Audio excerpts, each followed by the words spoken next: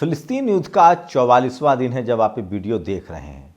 और सोचिए, युद्ध इतना बड़ा हो गया है कि अब ये पानी में भी लड़ा जा रहा है, पाताल में भी, आकाश में भी। जहां बमबारी में इजराइल ने बढ़त बना रखी थी, आम फिलिस्तीनियों को मार रहा था, वहीं ज़मीन पर लगातार हूथी, हमास और लेबनान जो है वो उसको सबक सिखा रहा है। वहीं पानी में अब हूथी सक्रिय हो गया है और उसने एक इजरायली मालिक के जहाज को ही बंधक बना लिया है, जिसमें लगभग 25 लोग हैं।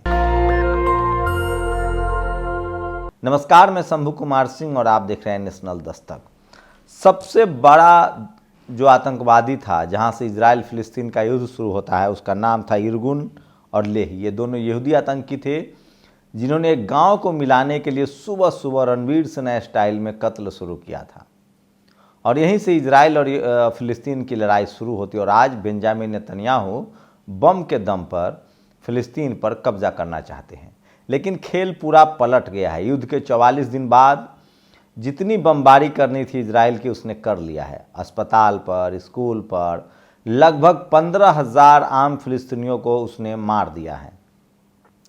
लेकिन अब जाकर पूरी दुनिया जो है वो उसके खिलाफ हो गई है। वहीं खाड़ी देशों की बड़ी बैठक चीन में हुई है, अगली बैठक रूस में होने वाली है। और सबसे जो खास बात है कि इस युद्ध में एक भी देश अब फिलिस्तीन के खिलाफ इजराइल के साथ नहीं है। सारे के सारे देश जो हैं वो इजराइल के खिलाफ हैं और फिलिस्तीन के साथ है। सोचिए, इरगुन और लेही नाम के दो यहूदी ने सबसे पहले युद्ध की शुरुआत कराई थी जब फिलिस्तीनियों के गांव पर हमला हुआ। वहां से युद्ध चलते चलते यहाँ तक पहुंचा है। लेकिन सबसे ज़्यादा भयानक ये रहा कि पिछले 75 सालों में किस तरह से इजराइल ने मीडिया के दम पर, टीवी अखबार के दम पर और अपने पैसे के दम पर फिलिस्तीन को आतंकी घोषित कर रखा था, हमास को आतंकी घोषित कर रखा था। लेकिन अब वो बेनकाब हो गया है, उसके चेहरे से पर्दा हट गया है। पूरी दुनिया को अब पता चल गया है कि दरअसल इजराइल जो है वो एक विस्तारवादी नीति के तहत हर साल 2 बार 3 बार इस फिलिस्तीन पर हमला करता था और उसकी ज़मीन पर कब्जा करता जाता था। इजराइल की ये पॉलिसी बन गई थी, कभी 15 दिनों के लिए, कभी 10 दिनों के लिए, कभी 7 दिनों के लिए हमला करो, फिलिस्तीनियों को मारो, कुछ इलाके पर कब्जा करो। इस बार उसका मनोबल हाई था। इस बार बेंजामिन नेतन्याहू ने एक अलग ही कारनामा कर दिया। दरअसल बेंजामिन नेतन्याहू की इजराइल में अपनी गद्दी पर से पकड़ ढीली हो रही थी। सत्ता गंवाने का डर सता रहा था। लगातार राजधानी तेल अवीव में जिस तरह से जजों पर वो कोर्ट पर कब्जा करना चाह रहे थे, उसके खिलाफ प्रदर्शन चल रहा था। इसी के बाद बेंजामिन नेतन्याहू ने सोचा कि कुछ बड़ा किया जाए, जैसे अपने आजकल देश में कुछ बड़ा किया जाए वाला कॉन्सेप्ट है। उस बड़ा करने में उसने हमास के कुछ लोगों को तैयार किया और अपने ही देश पर हमला करवाया, अपने ही देश को मौत के घाट उतारा, अपने ही लोगों को बंधक बनवा लिया और बहाना मिल गया इजराइल पर हमले, फिलिस्तीन पर हमले का। शुरुआत में दुनिया को लगी कि शायद इजराइल सही कह रहा है और हमले को जस्टिफाई भी कर दिया गया। लेकिन धीरे धीरे सोशल मीडिया की वजह से, मोबाइल की वजह से, एक्स, यूट्यूब और फेसबुक की वजह से स्थिति साफ होती चली गई। सबको पता चल गया कि ये सब कुछ नियोजित था, पूर्व नियोजित था, प्लानिंग थी बेंजामिन नेतन्याहू की।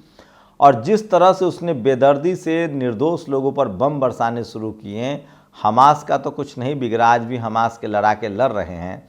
और अब उनके साथ हूथी भी है, हिजबुल्ला भी है, तुर्की भी है, जॉर्डन भी है, सीरिया भी है। लेकिन धीरे धीरे ये साफ हो गया कि इजराइल अपने गलतियों को छुपाने के लिए बमबारी कर रहा है। लेकिन अब खेल पलट गया है। गजा पट्टी में इजरायली सैनिक चारों तरफ से घिरते जा रहे हैं। रोज़ कम से कम 50 से 60 टैंक उड़ाए जा रहे हैं। रोज़ कम से कम 100 के करीब उसके अधिकारी, सेना के सोल्जर्स मारे जा रहे हैं। और वहीं जिस तरह से रूस, चीन, नॉर्थ कोरिया का ध्रुवीकरण हुआ, जिस तरह से खाड़ी देश एकजुट हुए, जिस तरह से हमास, हूती और हिजबुल्ला को मिसाइलें मिल रही है, उसके बाद से ये तय हो गया कि अब इजराइल जो है वो बर्बादी की कगार पर पहुंच गया है। अब इजराइल पर, उसके राजधानी पर, उसके तमाम सीमावर्ती शहरों पर मिसाइलें दागी जा रही है। अब इजरायलियों की मौत हो रही है। और इसी वजह से जो 80 लाख इजरायली हैं जो अब तक रिच थे, अमीर थे, उनकी ज़िंदगी खतरे में पड़ गई है। जहां फिलिस्तीन को मलबे में तब्दील कर दिया गया, अस्पताल पर बमबारी हुई है, स्कूल खत्म हो चुके हैं, वेस्ट बैंक की तरफ इजराइल बमबारी कर रहा है, वहीं गजा पट्टी में इजरायली फौजी जो है वो फंसते जा रहे हैं और रोज़ उनको मारा जा रहा है। लेकिन अपनी धाक बनाए रखने के लिए, अपने झूठ के आडंबर को न टूटने देने के लिए इजराइल अपने सैनिकों का लाश तक भी नहीं उठा रहा है। ये सबसे बड़ा अपडेट है। लेकिन सच्चाई ये है कि इस युद्ध में अब इजराइल जो है वो चारों तरफ से घिर गया है और उसकी बर्बादी शुरू हो गई है और उसके शहरों पर बमबारी हो रही है, उसकी राजधानी पर मिसाइलें दागी जा रही है। और सबसे खास जो बात है कि खाड़ी देशों की एकजुटता ने इजराइल को कमज़ोर कर दिया है। अमेरिका पहले साथ था, लेकिन अब अमेरिका जो है वो बिल्कुल पूरी तरह से, रूस और चीन ने समझौता किया अमेरिका के साथ कि तुम इजराइल का साथ, यूक्रेन का साथ छोड़ो, हम फिलिस्तीन के साथ छोड़ देंगे। और इसी कड़ी में रूस ने अब यूक्रेन पर, अमेरिका ने हाथ खींच लिया है। अब रूस ने यूक्रेन पर हमला किया है। इसका मतलब है कि इजराइल से भी हाथ खींच लेगा अमेरिका, हाथ खींच ही चुका है। जैसे यूक्रेन से अमेरिका को पीछे हटना था, उसी तरह से इजराइल से भी अमेरिका को पीछे हटना था। और ये दोनों चीज़ें एक साथ चल रही है। और अब सोचिए युद्ध लंबा चलेगा और इस युद्ध का सारा भार जो है वो फिलिस्तीन को ही नहीं झेलना पड़ेगा, अब इजराइल को भी झेलना पड़ेगा।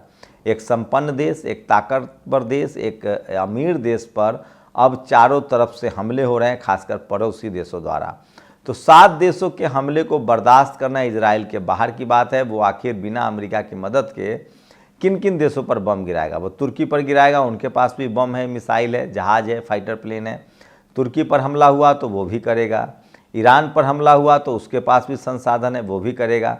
फिलिस्तीन सबसे कमज़ोर देश है, जॉर्डन के पास भी संसाधन है, तुर्की के पास भी है, यमन के पास भी है, सीरिया के पास भी है। और सबसे ख़ास बात है कि चाइना की नज़र खाड़ी देशों पर है, इसलिए वहाँ बैठक भी हुई है। तो एक बात तो तय है कि इस युद्ध में इजराइल अब अपनी बर्बादी की तरफ बढ़ रहा है और वो छटपटा रहा है और वो चाह रहा है कि अब जाकर शांति समझौता या सीज फायर हो जाए। लेकिन आम फिलिस्तीनी अब इसके लिए तैयार नहीं है। या तो वो चाहता है कि करो या मरो, या तो उसको आज़ादी मिले या वो शहीद होंगे, क्योंकि उनके मन से डर खत्म हो गया, उनका घर खत्म हो गया है, उनके परिवार खत्म हो गए, उनके बच्चे खत्म हो गए, उनके पास अब खोने के लिए कुछ नहीं। और लगभग 10 लाख फिलिस्तीनी जो है वो हमास में शामिल हो रहे हैं। हमास अपने सबसे मजबूत दौर में पहुंच गया। पहले हमास का लोग समर्थन नहीं करते थे, दुनिया का कोई भी देश हमास का समर्थन नहीं करता था, लेकिन अब समर्थन बढ़ा है। और खासकर 7-8 देश तो हथियारों की सप्लाई कर रहे हैं। खाड़ी देशों ने, मिडिल ईस्ट ने तय किया कि हम तेल की सप्लाई को रोकेंगे, तो चारों तरफ से नाकेबंदी की जा रही है और इजराइल घिरता जा रहा है। वहीं उसके आयरन डोम रडार की पोल खुल गई है, उसका पूरा हथियारों का बिजनेस अब चौपट हो रहा है। और कई बार जो मिसलीड मिसाइल है वो खुद इजराइल में जाकर गिर रहा है। तो सोचिए, एक शख्स ने अपनी सत्ता बचाने के लिए किस तरह से 2 देशों के ही नहीं, दर्जन भर देशों को युद्ध में धकेल दिया। और सोचिए, अब तक कभी भी मुस्लिम राष्ट्र, खाड़ी देश, जो इनकी संख्या एशिया में सबसे ज़्यादा है, वो एकजुट नहीं हुए थे और उसका भी मौका इजराइल ने दे दिया एकजुट होने का। तो ये युद्ध जो है वो लंबा चलेगा और फिलिस्तीनी अपनी आज़ादी की लड़ाई को लड़ने के लिए अब मजबूर हो गए हैं और वो चाहते हैं कि या तो हम जीतेंगे, लड़ेंगे, अपनी आज़ादी लेंगे, या हम फिर शहीद होंगे। तो इसका मतलब साफ है कि अब बेंजामिन नेतन्याहू के चाहने से तो युद्ध खत्म नहीं होगा। युद्ध तभी खत्म होगा जब इजराइल फिलिस्तीन के एक एक इंच ज़मीन को लौटा दे। तो 44वां दिन ये अपडेट है कि एवरेज रोज इजराइल के 50 फौजी मर रहे हैं, 50 से 60 टैंक उड़ाए जा रहे हैं और इजराइल धीरे धीरे अब कमज़ोर और उसके अर्थव्यवस्था चौपट हो गई है। उसके पास तेल नहीं है, ईंधन नहीं है और उसने अपने 80 लाख लोगों की ज़िंदगी मुश्किल में डाल दी है। भले 20 लाख फिलिस्तीनियों को बेघर कर दिया है, लेकिन अब बारी इजराइल की है और अब उस पर भी मिसाइल और ड्रोन से हमले हो रहे हैं, जिसमें ईरान की भूमिका सबसे महत्वपूर्ण है। तो 44वें दिन की ये अपडेट है। आप लोग अपनी प्रतिक्रिया जरूर दीजिए। शुक्रिया। नेशनल दस्तक की आपसे गुजारिश है कि अगर इसको बचाना चाहते हैं तो नेशनल दस्तक को सब्सक्राइब करने के लिए रेड कलर के सब्सक्राइब बटन को दबाएं, फिर बेल आइकन की घंटी दबाएं। नेशनल दस्तक को बचाने के लिए बहुत ज़रूरी है कि हर खबर को शेयर करें, लाइक करें, कमेंट जरूर करें।